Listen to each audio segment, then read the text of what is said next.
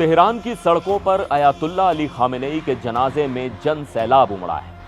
Iran के बड़े बड़े नेता फूट फूट कर रो रहे हैं। शनिवार को विदाई समारोह में ईरान की संसद के स्पीकर मोहम्मद बागेर गालिबाफ और विदेश मंत्री अब्बास अरागची की आंखों से आंसू रुकते हुए नहीं दिखे, लेकिन 7 समंदर पार बैठे अमेरिकी राष्ट्रपति डोनाल्ड ट्रंप इन आंसुओं को देखकर बुरी तरह से चौंक गए हैं।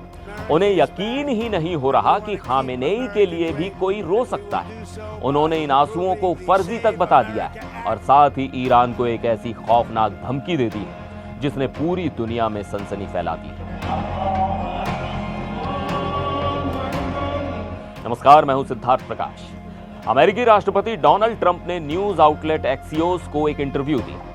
ट्रंप ने साफ शब्दों में दावा किया है कि खामेनेई के जनाजे में ईरान की पूरी बची हुई लीडरशिप एक ही जगह पर मौजूद है। अगर अमेरिका चाहे तो सिर्फ एक झटके में यानी वन शॉट में इन सभी बड़े नेताओं का खात्मा कर सकता है।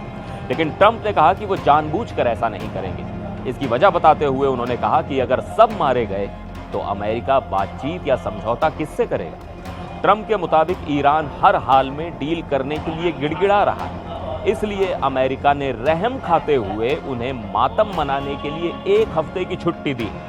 ट्रंप ने तो यहां तक कह दिया कि हमने वेनेजुएला को 1 दिन में हरा दिया था और अब ईरान का भी बुरा हाल कर दिया है।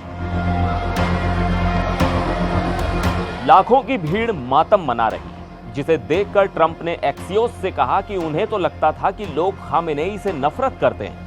उन्होंने अपनी आदत के मुताबिक तंज कसते हुए कहा कि शायद ये फेक टीयर्स या झूठे आंसू।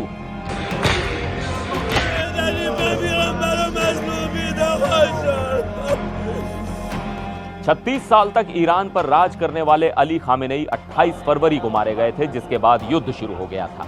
इस्लामी कानून के तहत 24 घंटे में दफनाना होता है, लेकिन युद्ध के कारण यह जनाजा टलता गया। ईरान ने जनाजे की शुरुआत के लिए 4 जुलाई की तारीख चुनी, जो अमेरिका की 250वीं सालगिरह का दिन था। 7 जुलाई को पवित्र शहर कुम में रस्में होंगी और 9 जुलाई को खामेनेई के होम टाउन मशहद में उन्हें दफनाया जाएगा। इस बीच ट्रंप के मुताबिक दोनों पक्षों ने जनाजे तक युद्ध रोकने का फैसला किया है। इस पूरे मातम के बीच सबसे हैरान करने वाली खबर यह है कि ईरान के नए सुप्रीम लीडर मुस्तफा खामेनेई अपने पिता के जनाजे में शायद नहीं दिखेंगे।